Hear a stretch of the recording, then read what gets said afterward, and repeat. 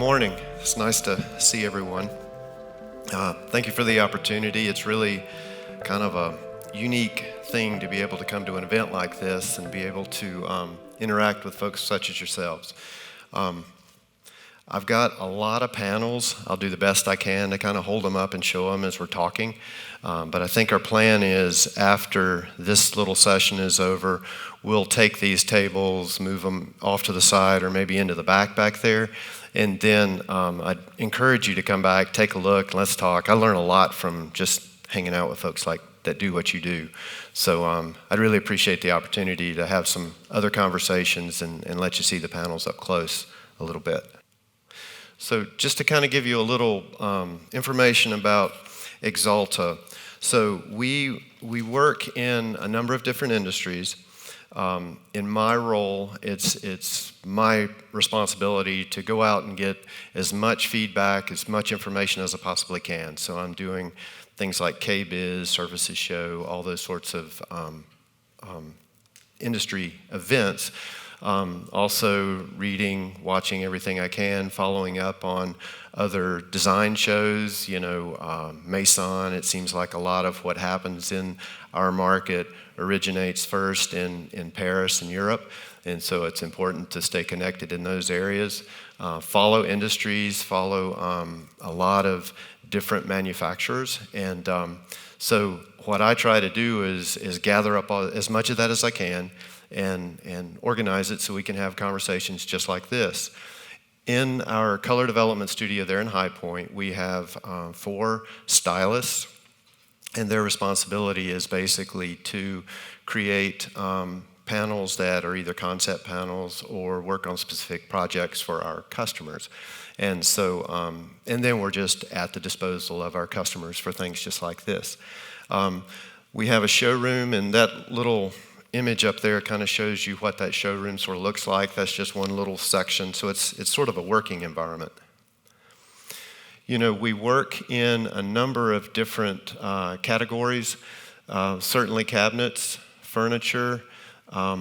We do a good bit in flooring, so we put that image in there, and then exterior siding. So it's kind of interesting to follow trends, not only just as they develop, but also as they work their way through all these different categories of products. We supply product in Canada, U.S., and Mexico. And I was actually at the Guadalajara show here a couple weeks ago, and it was a supplier show and a furniture show. And so it was really interesting to see everything down there was really very consistent. It was all these oil-rubbed kind of finishes, very close to the wood, very natural and very consistent. You didn't see much variety there at all. So kind of the way I wanted to approach this conversation is to, let's talk a little bit about macro trends. So things that influence our lifestyles, they influence how we live, things that are going on, and then, kind of take that sort of as a high level. Then as a second step, we'll talk about some things that are going on with color. Regionally speaking, things kind of come and go. And so what may be happening in one area may not in another, but we'll try to touch on some of that. And then we'll round up with some storyboards. So if you really start out with one of the major macro trends, one of the first things that comes to mind really started during the pandemic in a big way, as everyone was searching for calm, safety, as we were trying to separate ourselves so we weren't interacting as much as we wanted to. So, nature and the natural world just started to find its way into so many different parts of what we do in our designs. The outdoor industry took off in a very big way. If you look at the images here, you see on the left, natural materials, woven materials. You see a lot of that mixed in with paints and with stains. Interesting, the bottom image there with the sofa, you're seeing even in windows, the panes are getting bigger, the framing, the rails in between are getting smaller, and it's really just indicative of the ways that people are trying to kind of stop or lessen the delineation between the outside and the inside. It's really interesting to see how that goes. There's been major growth in the outdoor market. Furniture companies specifically, if they didn't make outdoor introductions, they did acquisitions to bring outdoor into their product lines. You saw people, big like Hooker, RTG, all these folks are going out there and they're really making this a big part of what they do. Even at Vanguard, we developed a product there that was coming in to take care of that part of the business. And there's also been a renewed interest in wood, and I say that more to the fact that not just the finish, but actually the wood itself, and I think that's indicative of nature playing a bigger role. We live in a very casual world. There was me on the plane yesterday with my sports coat on, and it seemed like everybody else was wearing their pajamas. And it really seems to be the case. How we dress and our definition of what dressing up is really changed. Frankly, I'm envious. I thought about wearing my jeans today, but I was a little bit nervous to do so. But everything about our lifestyle is really moving toward the casual side in many ways. Workplaces at one point, casual day was a thing. Now it's more of just standard operating procedure. Obviously, there's a lot of working from home and that sort of thing going on. If you look at the bottom right, you see the image of that little living room. That's in there just to kind of show you that there's a lot of big box retailers and those folks that do really big volume. They're kind of taking transitional looks, making them a little bit more traditional, but cleaning them up and just creating these kind of casual introductions that it's kind of hard to find something wrong with it if you're out there shopping for furniture. And so, you're seeing a lot of things that look a lot like that. The top right corner, Hooker Furniture, one of their major introductions this past market, all about casual, a little bit of a coastal vibe, but it had woven wicker, it had distressed wood, it had these light stains and that sort of thing. So again, casual trends, casual lifestyle.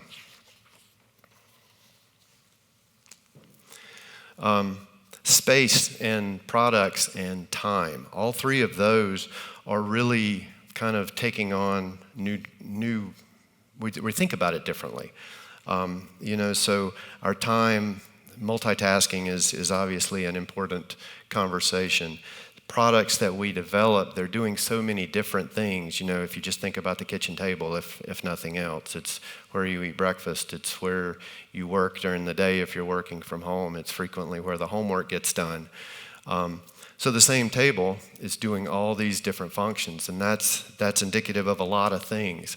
The image on the right, I put on there because it just is a nice way of showing, if you look closely, there's a delineation in the floor. And so there's actually a herringbone pattern in the floor under the table, and then a more linear orientation to the rest of the kitchen. And so it's taking one open space. Obviously, that's a thing that we see a lot in construction. It's taking one open space and it's delineating the activities that go in with that one thing. It's kind of a small thing, but it's really happening. You see a lot of flexible spaces. Furniture is becoming multifunctional as well, as we mentioned. There's a furniture company that they took the idea of a sofa table. So your standard living room, you got the television on the wall, sofa, and then the console table that really didn't do a whole lot other than hold a couple little accents. They decided to take that sofa table, raise it up, make it to the height that you could slide a counter or a bar stool underneath, and it creates a spot that you can sit and you can eat dinner, do homework, do whatever you're doing, right there with the family in the same space. And they gave that kind of product a whole new function, and it really became kind of a standard component of any new collection that they would introduce. And it was really meaningful change, and it's a great example of these kinds of things. So, we talked about the pandemic and its influences. We all heard about how so many people, if you didn't have a dog, you went and got one during the pandemic. Well, those dogs have toenails. They have hair that falls out, or at least mine do. And they tend to bring a lot of nature in the house, too, in a lot of ways.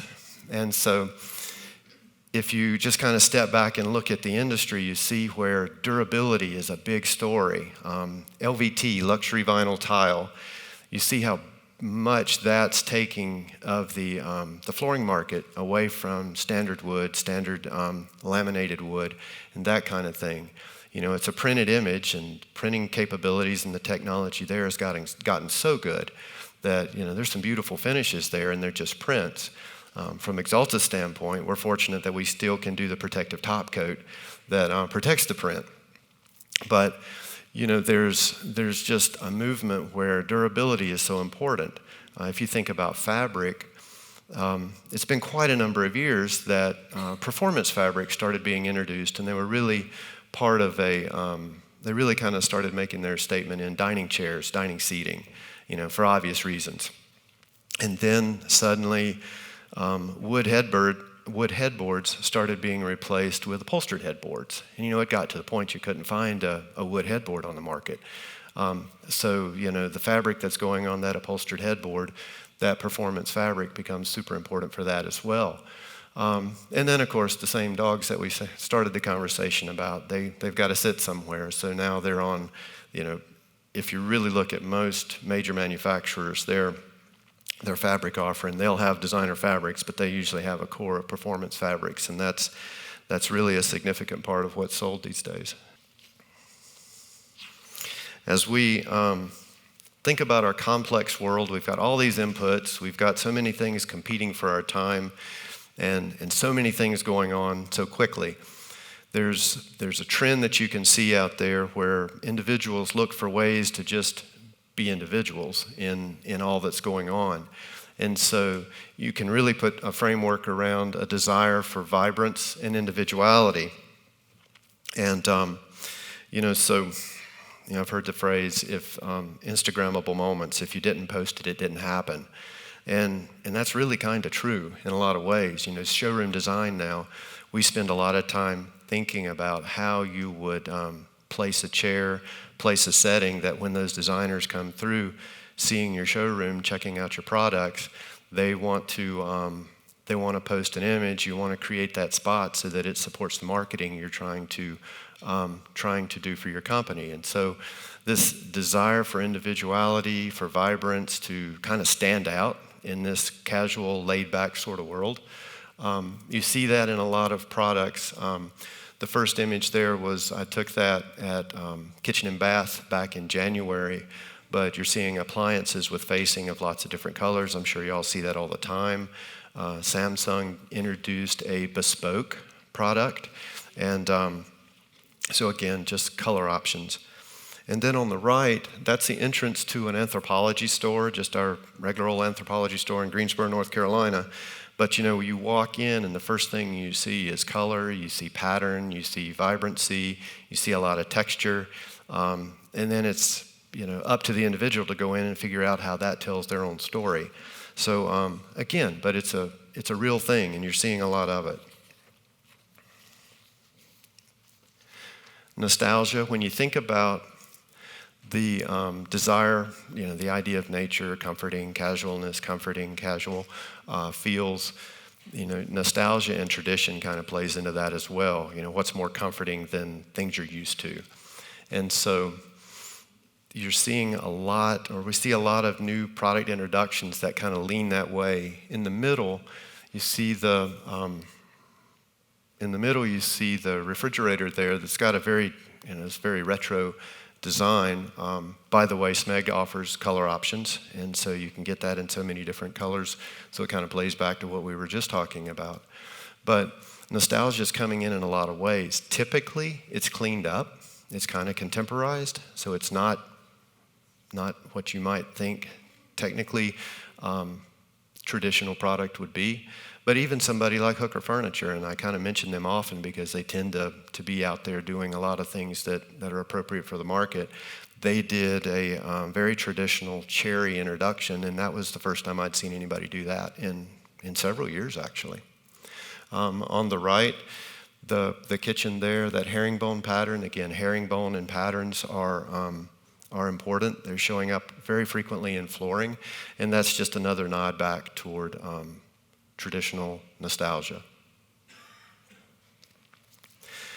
So if you think about the kinds of design that really can tell the stories that a lot of these trends are trying to do, Scandinavian design and Japanese design really fit that mold. So much so that, they've kind of created their own little word where they mashed them together. If you think of Scandinavian design, it's casual, it's relaxed, it's comforting, usually textural. You see fabrics with a lot of up and down in there, bouclés, which several folks were saying couldn't last as long as they possibly would. Well, they still seem to be hanging out in a lot of showrooms these days. So Scandinavian design fits right into a lot of what's going on. On the other side, Japanese influences, you think about clean environments, you think about a little bit richer wood finishes, clear wood finishes, so you're not really painting everything out, you're getting value for the wood that's there. That kind of plays into all this at the same time. So these two come together and really are kind of telling those stories. The right-hand image that you just see a little bit of, I kind of cropped it out just so you could catch a little bit of it. But that's essentially a siding company's version of shoshukiban, which is that traditional burned wood that Japanese would essentially create like a little flue, start a fire. Fire comes up on the inside of the wood and it chars the wood. Well, it gives it the ability to withstand the elements in the atmosphere, so it's moisture resistant, it's pest resistant.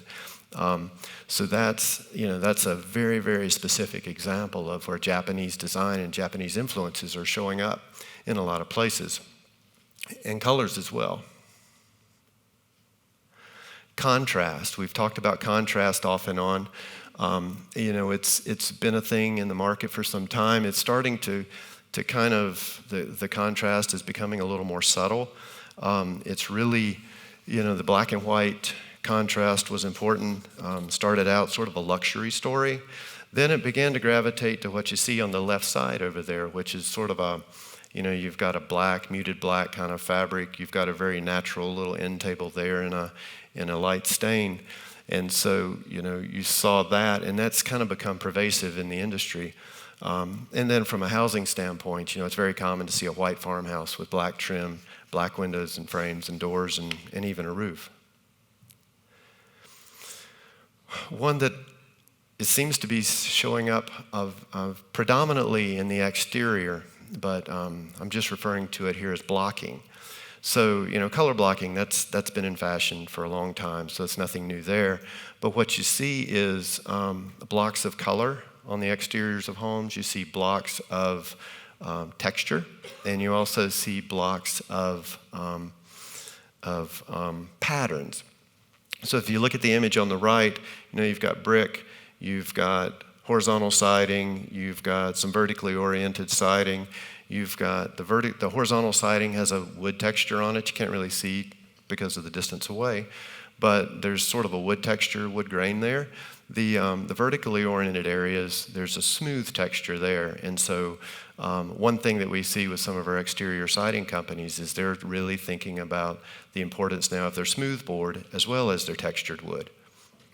On the left, kind of a version of blocking, you see these colors as they kind of work their way across this. This is new construction just east of Raleigh, North Carolina. But, it's blocking, but the colors are within the same color family. So you've got various grades of shade, of gray from really light to pretty dark, and then they're blocked together, and the texture is told in that story as well. All right, so if you take those overall trends and let's interpret them now in color. If you think about colors themselves, if you look at the conversation about stains and paints, well, I do get the question fairly often: are stains taking over paints? Are they coming back? Stains are becoming a little more important. They're getting a lot more conversation, but paint still kind of drives the boat, basically. And then if you think about white, or you think about paint all by itself, then white is still the predominant color in various shades. So really most of the work there, the whites are cool whites, they're warmer whites, they're grayer whites, tints of white. Do a lot of tweaking there with folks just trying to find the right shades to make sure they complement each other. But again, it's the same kind of thing that you all see quite a bit of. A lot of conversation about what's going on with gray. I get that question a fair amount. And the image on the right is a furniture showroom in Las Vegas, but it kind of tells the story pretty well, I think. So in the gray world, it's always been there. It's going to continue to be there. It's just instead of playing a leading role, it's just playing a part now. So you're seeing, cool browns mixed with grays. That really that makes a nice kind of soothing environment. Not quite as harsh, not quite as cold. And so, again, the gray story is it's just becoming part of the story, and also gray is being kind of influenced with blues and other shades like that, or they're kind of pushing it in different ways. Neutrals. I heard someone say not too long ago that as these neutrals warm up, beige is no longer a bad word. And so, and I thought, that's an interesting way to put it, but it's kind of true. If you look at the image on the far left, that's a floor covering company. But as you'll notice in their palette, and of course there's a lot of pattern there, but in their palette they do start out with a little bit of gray in that corner, but it goes quickly to neutrals and beige, warmer tones. You'll also, just to the right of that, you'll see where beige and white are playing together really well. So beige is kind of edging out gray a little bit in a lot of ways. It's taking over some of that role. And it plays so well with white. White's also coming in and taking a little bit of that in what gray was doing. So, where you might have had an introduction that was a gray introduction or gray stains and that kind of thing. Now, typically, you'll see variations of white, dirty whites, distressed whites, and that kind of thing. So, just examples of how neutrals are kind of warming up. They're becoming fresher in some ways. So you're seeing little bits of greens and grays and browns and things start to play a role, and blues. But again, it's just as these things kind of transition and these trends sort of gain momentum. So we talked a little bit about Japanese design. Well, I think Japanese design is a good place to sort of talk about warmed finishes. If you look at these colors, the warmed finishes and the spice tones that you see them combined with, they kind of play into a more vibrant interior. I think it's interesting to think about the fact that these warm tones are kind of happening, and we're getting a little more credit for the woods they're going on top of now. So walnut, mahogany, some of those things are becoming a little bit more of a story. Alder and those woods that were underneath, at one point it would seem like everybody was trying to cover them up, not really tell much of a story about the wood underneath. Now it seems like that's becoming more of the story. And so as some of our finishes warm up, and they're typically paired with gold accents, so I kind of dropped that little photo in the middle there of a showroom that had a great deal of gold. It just helps show kind of where some of these warmer colors are going. So stains in general, as stains are gaining in importance to a certain extent, or as they are shifting in what you see. One of the interesting things I thought, and going out to the Surfaces show back in January, so I walked in, used to be gray everywhere, used to be a lot of white. Walking in this time, it was a real big story of light stains. These two photos are from displays that companies were showing their new colors. What I found interesting about it was, one, they're light, certainly. One, they're clear, so you're getting credit for the wood. But the other thing is, look how close a lot of these colors are. And, these were labeled as different tones or different finishes that these companies were offering. So there's a great deal of importance being put to flooring, in this particular instance, in these light tones and variations. And so that seems to be where a lot of the conversation and a lot of the work is going on. Clarity and wood value. Deep tones it's an interesting thing, what's on the left side is what you've been seeing a lot of, muted black. So you take a rich black, you put a lot of white in it, stop before you turn it gray. And, it's essentially a deep but a muted black and paired with a natural wood. You see that in jewelry, you see that in bedding, you see it in a lot of places, furniture certainly. But now you're seeing that muted black really be influenced in other colors. So you're seeing gray play a role in it. Brown's becoming a little more prominent in some of that. Even seeing some really deep greens start to influence some of that. And so it's a trend that's been there. It's just making subtle adjustments as it goes along. And that's really a lot of the story in a lot of these cases. The bottom right's a nice example of where the exterior siding business has really taken note of that Japanese shoshukiban idea, and that's essentially what that's simulating.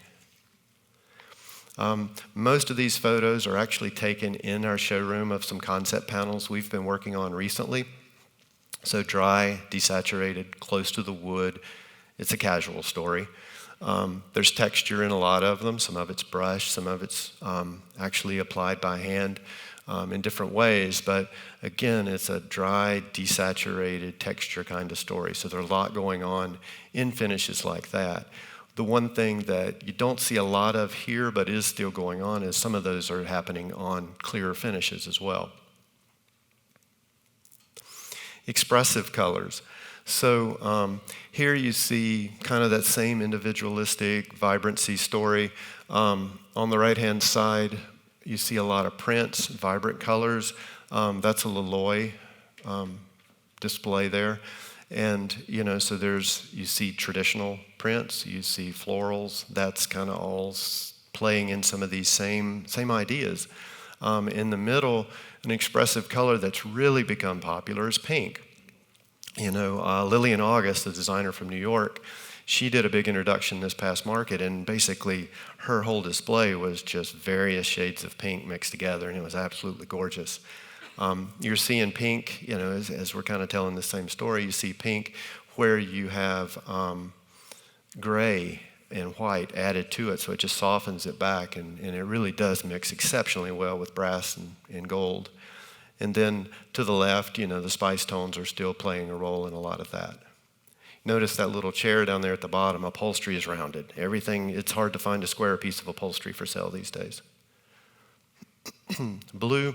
So blue and green, you got to believe their staying power comes from nature and how they're shown in nature. Blue, what's going on there? So, gray influences, tinges of other colors mixing in. Blue and green kind of start sneaking up on each other in a lot of ways. You see a contrast story. That's Curry and Company. In the center image there, you see, it's a natural material. You got the contrast of the natural material with the blue. You got shades of blue. All that stuff is coming together, and these things are just kind of becoming more subtle and more sophisticated. Blue also really, really blends well with wood stains, and natural wood stains. So that's a spot where you see a lot going on there as well. Green, similar kind of story. Green's got a lot of white added to it. You see a lot of gray greens now. Those mix exceptionally well with brass hardware. And then over on the left, green siding with trim that's white. That's a good trend there, and that's a little bit of that same blocking story.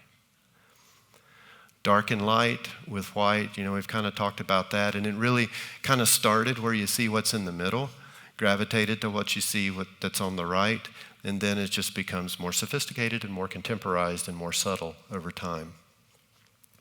All right, so Wood Vibes is basically a trend document that we put out once a year.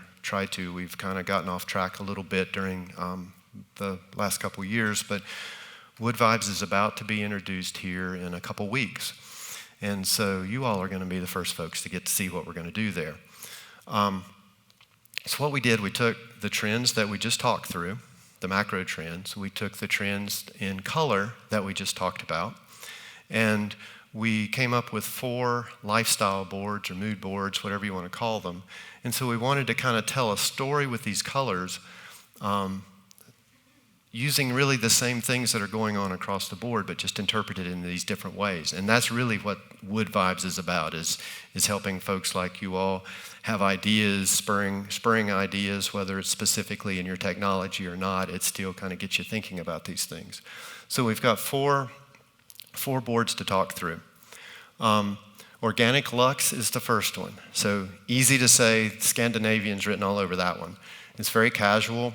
It's very relaxed. What you'll see in the texture, we did some wire brushing, and so we've got some cerusing in some of the glazes, contrasting with the dark wood. And then we came back and did a second kind of a paired finish with it, where we took a light, a really soft white, almost a gray, and then we just wiped a glaze or a stain in to kind of highlight the grain. And so, we're trying to be subtle with it. We're trying to show how texture, relaxed looks, a little bit warmer. Notice the tones of the paints in this one. They're a little bit warmer, so that's that kind of beige influence that you see. Muted black, the panel there on the top of the three little paints sitting together, still muted black is so important. So basically you take a black paint and just start adding white and stop before it becomes gray. And but it becomes real subtle and it's real easy to mix with a lot of things. The top right panel, we took blue and we added a lot of white to it, and we just kind of kept softening it back. And then on this textured oak, you can come back and put just a little bit of a white, grayish white, really cool white glaze over the top, and it just kind of subdues the whole thing, and it makes it really relaxing. And so it's easy to take variations of that, and you'll see another variation of the same process on a different board. If you look at the top middle, we're talking about nostalgia somewhat. And so in the top middle panel there, you see one that looks like this. And so, everybody's heard of a tortoiseshell finish. It's what's on your glasses. Kind of predominantly, that's where you see it these days. But what if you wanted to take a traditional finish like a tortoiseshell, but you wanted to kind of reinterpret it for what you see today? So we made the colors a lot more subtle. We backed off the intensity.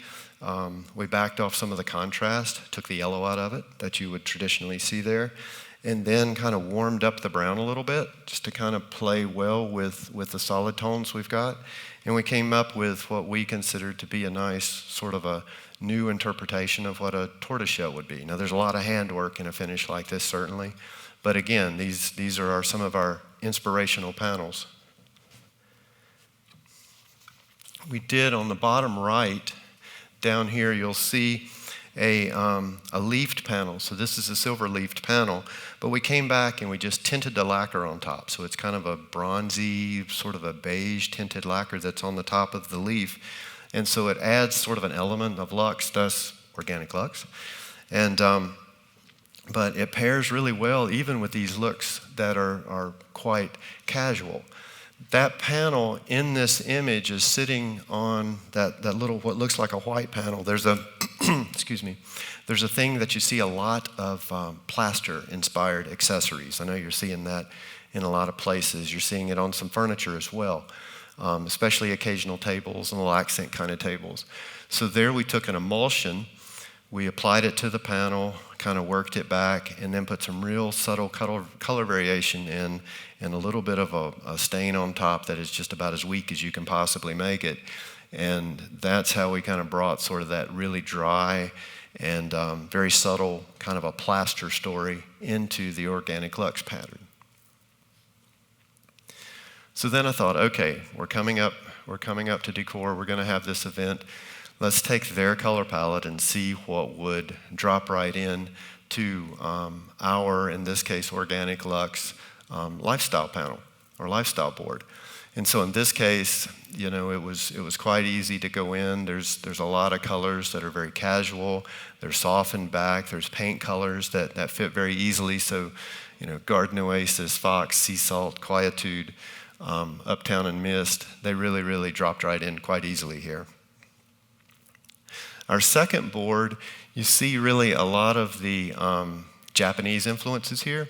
So certainly we're going to something that's got richer colors. So just think about that black paint panel right there on the right. So we're talking about muted black. So a nice way to contrast rich contemporary is now take a look at the oak panel that's on the top right up there, a second from the right. So we basically took a rich black and just didn't put a lot of white in it. We left it rich. We wire brushed the panel, so we left a lot of texture in it. So it's got a nice amount of story there, but it's a richer black. It's a deeper black, and therefore it pairs really well with some of these warmer wood finishes. An example of that, so that black, and again, we'll have these that you can walk up and look at, but it's a much richer black, and when we look at them together, we'll sit them side by side with that paint panel, and you'll see the difference. But when you have a little richer black like that, then you can start pairing it with some of these richer wood finishes, and so warmer wood finishes. On this one, we came back with a glaze to just kind of highlight the grain and show a little more pattern there. We talked about deep tones. Instead of doing a muted black, we came in and we worked in a little gray into it, worked in a little brown into it. And so this is a paint panel. It's shown up there in that little square overlaid paint panel. But again, it's kind of playing on that deep tone. And it just pairs really well. Has enough brown in it that it really kind of works both ways with the rich and with the cooler colors. To help tell the nature story, and you're seeing this really prevalently in a lot of places, burls, natural woods, this is a trend. If you pick up an RH catalog that's recent, there's burl all over the place in that thing, in a lot of different ways. So here we took an ash burl and we took a warmer stain so it brightens it up. We tried to keep it nice and clear because we didn't want to cover it up. We didn't want to mute the natural wood. Gave it a little higher sheen. So, that's telling just a richer story, warmer finish story. We paired it, the little panel that you see it laying on, here's a cutting of that panel. So it's got a herringbone pattern in it. So it's got that lean back toward tradition. But it's also got a nice kind of a charcoal stain on it. And again, a little more sheen. So, a lot of deeper, richer gold leaf on the leaf panel here instead of the bronze, and then spice tones in the paints. Here, it was quite easy to find some colors to complement with the charcoal, the natural, especially when you put natural on walnut. And walking into the showroom yesterday, for the first time, you walk in on the right side over there, that big walnut story right there. Oh my goodness, that was pretty. And it very much would sit right on this board very easily. Ebony, Wenge, Midnight Indigo, all good colors for this color palette. So the third one of the four, we called Fresh Air. Fresh Air is, again, it's casual. It's very approachable, very coastal in a lot of ways. A lot of mixed media, so we're spending a lot of time on this one talking about woven materials. You see it executed in a couple of places there with, basically a wicker with a sort of a taupe paint, light glaze on top. Again, it's a very nature-inspired. One thing to highlight, so we took that same idea of that paint finish that you saw in the really subdued blue, and we just kind of richened it up this time. So it's a little more intense of a blue, not a lot, shows up a lot more intense in that image. But again, it's the same exact process, just here the color's a little richer. One of the couple things I want to highlight here before we run out of time is on the bottom right where the gold leaf panel is, we took an ash swirl veneer. So, you've seen wire brushing and distressing and that kind of thing. We took ash, we put a real soft blue toner on it that didn't create a lot of build. And then we came back and we just basically cerused in a white. And so it gives you a nice, unique look. Not a new technique, but just a new combination that fits really well in this Fresh Air palette. You can also see on the Fresh Air palette that burl panel up there in the middle where it's really dry. So it's basically a cutting of exactly the same panels, the same piece of wood actually. But here it's really dry, close to the wood, low sheen, very, very casual. So on this one, Decor has the coastal palette, so it was very easy to pick what to go on here. Basically anything in that palette would work. So that whole collection fits right in the middle of what we're doing. Trade wind, white matte, sea glass, foam, reef, and rattan. I picked those specifically, but there were several others that could have fit on there just as well. Finally, Cool Modern. That's our fourth color palette. So it's very urban. It's kind of telling that story about what gray is doing.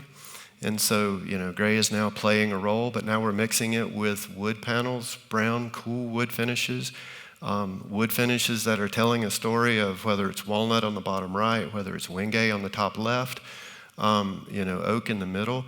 Same burl story that we got on the top right up there. There we put a little white, a little gray in it, sort of smoked it up some, and then we framed it out in a muted black. And so there, again, is a nice palette. You see where the gray paints are kind of muted, a little bit influenced with blue.